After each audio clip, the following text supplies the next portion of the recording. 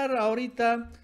Vamos a sacar algunas gráficas. Que saqué hace rato un video en el Chapucero, mi canal.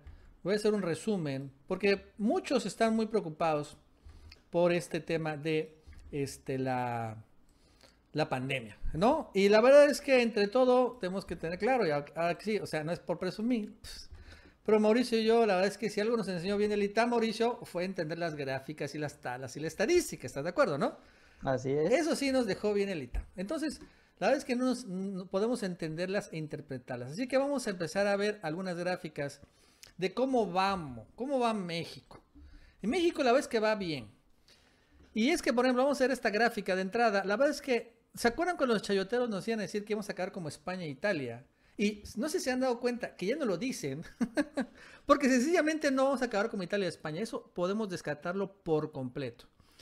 O sea, esta es una gráfica que empezó a contar a partir del cuarto caso confirmado. Si nos damos cuenta, México estamos en 5,000 casos después de 40 y tantos días, un mes y medio más o menos de la pandemia, o desde que llegó el cuarto caso confirmado. Y nada más viendo Italia y España, en este momento ya tenían más de 100,000 casos. Ahorita ya tienen más casos, pero bueno, tenían más de 100,000 casos. Y México con 5,000, sin lugar a dudas, ya no seremos Italia ni España. Eso debemos descartarlo por completo.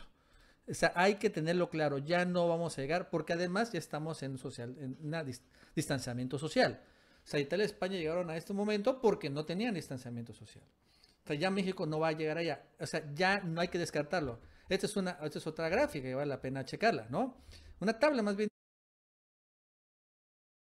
dicho. O sea, como, por ejemplo, aquí está empezando a contar a partir del caso 85, ¿no? México y España, o sea, arrancan al mismo tiempo. Y después de alrededor de ¿qué? Un mes, España tenía 87,000 casos y 7,700 muertos. Y México tenía 5,400 casos con 400 muertos, ¿no? O sea, la muertes por millón, España tenía 165 muertes por millón y México tiene 3,1 muertes por millón. O sea, sí está subiendo. Pero vean cómo se había disparado el caso español y el caso mexicano, cómo se ha ralentizado.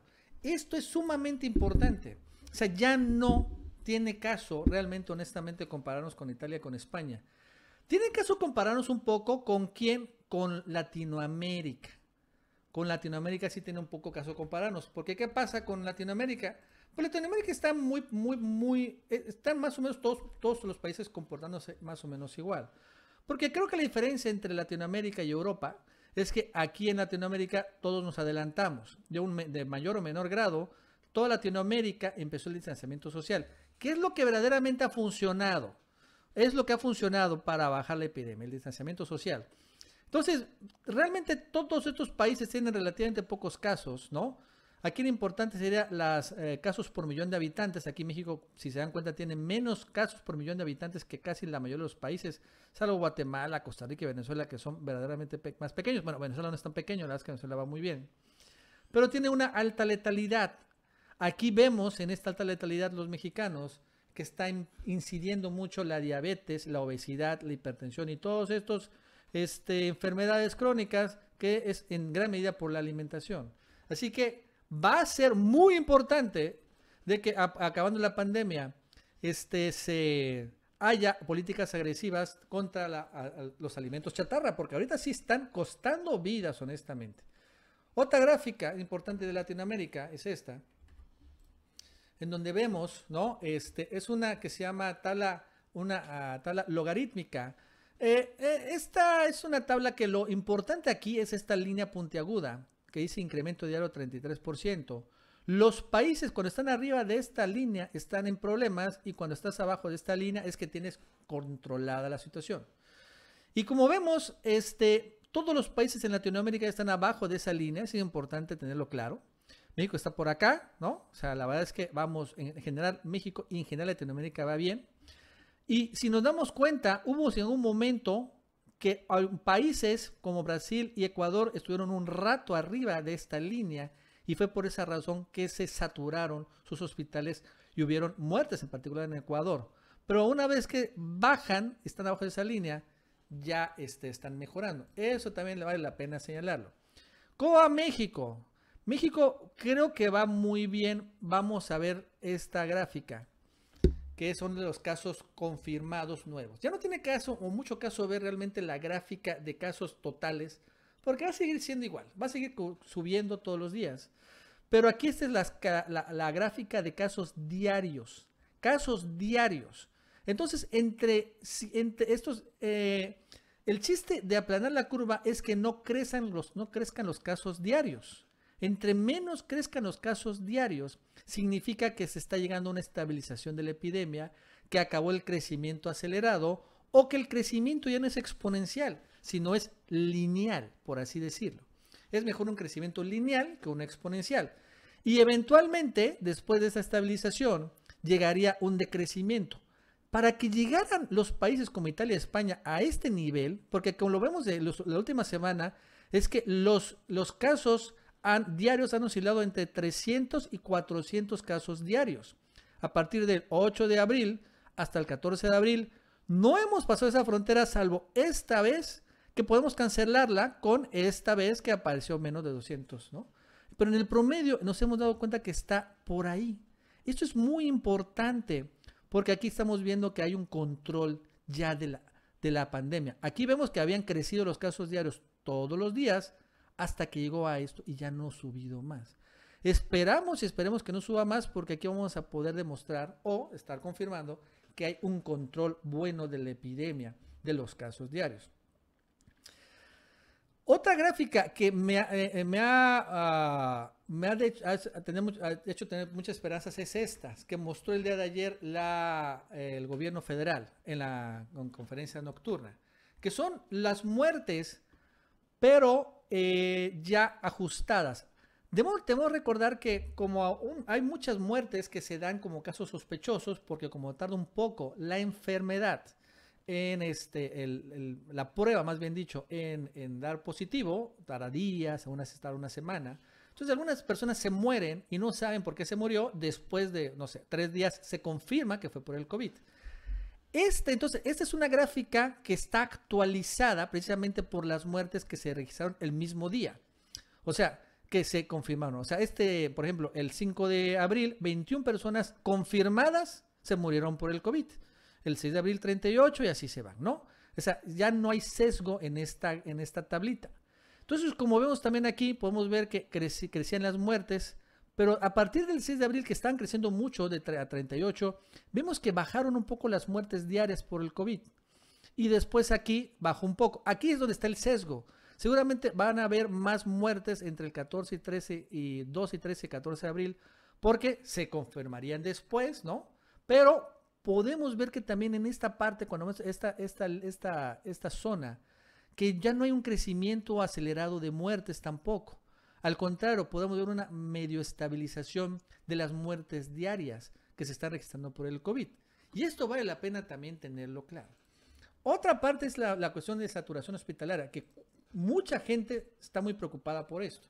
Estas son también las gráficas que muestra la Secretaría de Salud todos los días. Esta es la columna de hasta acá, de la derecha, es la más importante. Y la más importante es esta. ¿Cuántos intubados hay actualmente? 400, bueno, 398 entre los sospechosos del COVID, vamos a suponer que sean todos del COVID y confirmados. Hay 400 personas intubadas. Esto nos va a dar la saturación hospitalaria a nivel nacional. Debo recordar que alrededor hay como unos 6,000 ventiladores disponibles. O sea que hay 400 intubados. Eso significa que todavía quedan varios miles de ventiladores disponibles. Esto vale la pena señalar. O sea, todavía el sistema hospitalario mexicano no está saturado. Y si vemos las camas y las contamos, o sea, las camas son hospitalizado estable y hospitalizado grave, son alrededor de 4,000 camas que están siendo utilizadas, ¿no? Entonces, ahorita el censo hay como 85,000 camas disponibles, ¿no? No de terapia intensiva, sino camas normales. Significa que de todos modos hay un buen trecho. O sea, todavía no estamos en una situación de saturación. Al contrario, esto, sin embargo, si se empieza a controlar la pandemia, todo esto puede crecer sumamente rápido, ¿no? De un día para otro podemos tener crecimiento de miles de casos, pero no lo veo venir porque estamos en distanciamiento social, ¿no? Entonces son las medidas que se están empezando a reflejar. Bueno, esas son algunas, Mauricio, que estamos viendo las medidas de distanciamiento social. Que vale la pena señalar. Y también la última gráfica, que te voy a poner, que es algo que vale la pena ver a nivel nacional, cómo van los casos y en particular lo que se llama la positividad. La positividad es una de los índices más importantes que hay que tener claro. La positividad es los casos positivos como porcentaje de test totales. Significa que entre más haya más positividad, estás peor. La OMS señala que menos de 30% es como que el nivel tolerable de la pandemia. Y más de 30% tienes problemas. Entonces, si bien a nivel nacional está en 18.4% el promedio, pero desagregado, Quintana Roo ya supera el 35%, está llegando al 40% y Baja California tiene 35%. Estas dos entidades tienen aquí sí severos problemas, o ya empiezan a existir severos problemas de pandemia. Por eso se está registrando lo que estamos viendo en Tijuana. Por eso se está registrando lo que estamos viendo en Quintana Roo. Ya una gran saturación hospitalaria. Ojo, Tabasco, Sinaloa, Puebla están en un buen índice, pero con problemas porque ya podrán llegar al 30%. Hay que tenerlo claro, significa más saturación hospitalaria. Y todas las demás entidades realmente van muy bien. Incluso aquí podemos ver el índice de positividad en Estados Unidos. Nueva York tiene un gran problema porque está en 40%. California ya está a punto de salir de cuarentena porque está en 11%. Estos son esos indicadores, Mauricio, de que hay que entenderlos.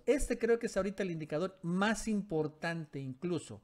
El índice de positividad porque nos va a dar un panorama del futuro y en particular de dónde van a estar los problemas hospitalarios para distribuir allá los ventiladores mecánicos. Bueno, esas son todas las gráficas que tengo, Mauricio. ¿Qué opinas? Pues mira, pues es verlo en nuestras realidades, como dices tú. Hay puntos que ya se ven complicados, como lo de Tijuana, lo de Baja California. Y bueno, evidentemente hay la vecindad con Estados Unidos y el rechazo al distanciamiento social, que tardó mucho en implementarse, incluso ni siquiera es total en aquel país. Entonces, mientras no veamos que se empiezan a saturar los hospitales, mientras no veamos que crece la cantidad de enfermos, las denuncias verdaderas, reales en las redes sociales, mientras esto no suceda, significa que vamos bien, que vamos haciendo las cosas bien. Es imposible detenerlo, pero sí reducirlo. Entonces, la misma realidad nos los va a ir imponiendo. No tenemos que escuchar a Azucena y a López Dóriga y a Loredo Mola decir todas las estupideces. Nosotros lo estamos viendo. Y eso es lo que tenemos que creer y ver que realmente está funcionando, porque mientras otras partes del mundo están enfrentando estos problemas, en México no lo estamos viviendo así. Eso ya es un logro. O sea, eso que está pasando aquí en México no está pasando en México y es un resultado de que todos estamos, o la mayoría estamos encerrados. Entonces, hay que creer que está funcionando, que hay un plan, y yo creo que son buenas noticias y hay que seguir así porque esto todavía va a durar un poco más. Sí, claro, pero sí están funcionando las medidas de distanciamiento social, eso sí es sin lugar a dudas, sí, esa es la medida que está funcionando. Y México, como empezó mucho tiempo antes, la verdad es que sí está funcionando, sí se está viendo, aunque empiecen a haber ya focos rojos. Baja California, Quintana Roo, no sé si vaya a acabar Puebla, Tabasco podría acabar como foco rojo, o demás, en donde también, ¿qué va a suceder? Bueno, ya México va a empezar a redistribuir los recursos. Entonces, van a necesitar más ventiladores en Baja California, sí, sin lugar a dudas. Allá está llegando una saturación hospitalaria. Ayer también vi una gráfica muy buena, no la encontré, pero sí, sí la vi, donde aparece cómo ya se están saturando los hospitales en algunos, en Baja California y precisamente en Quintana Roo. Ya se empiezan a saturar las camas, todavía tienen disponibles, pero ya no muchos, ¿no? Bonilla dijo, ya solo tenemos para una semana, ¿te acuerdas? Pero todavía tenían, entonces tienen que mandar recursos allá. Pero en general van a haber 1, 2 o 3 entidades de la República en problemas, aparte localizadas. No todo Baja California tiene problemas, solo Tijuana o tal vez otras partes, tal vez Mexicali. Pero ya no va a ser un problema nacional en medio de la fase 3. Esto es importante señalarlo. O sea, sí está ya en la fase 3, pero se va a poder regionalizar, localizar el problema, redistribuir recursos y atender mejor a la gente, ¿no? Mientras los otros, bueno, van a poder salir, otros mexicanos, a hacer su vida, pues de manera medio cotidiana, porque tampoco vamos a llegar a una cotidianidad.